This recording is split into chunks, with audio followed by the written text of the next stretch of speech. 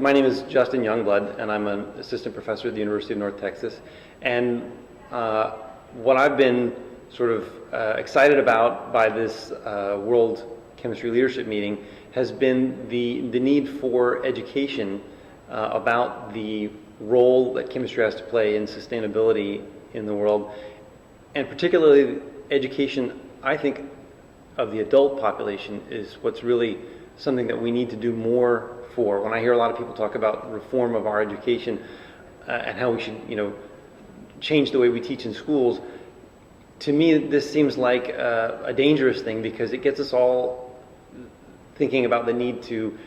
train the next generation of scientists, from when they're very young, and essentially we're then handing the problem to them when we do that. And if we believe that the problems facing our world are urgent,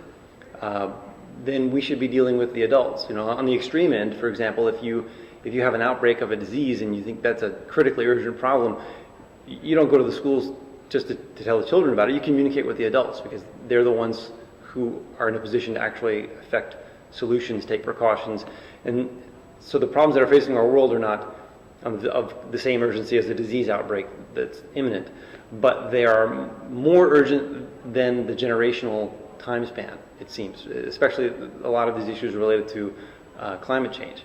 And so it's, I think, insufficient simply to address new ways to educate the next generation about it. I think we need to, as scientists, independently and increasingly together, come up with new ways to educate the adult population, our neighbors, not just in our own circle of friends, and neighbors, but the broader public sphere, so that we can get to the average citizen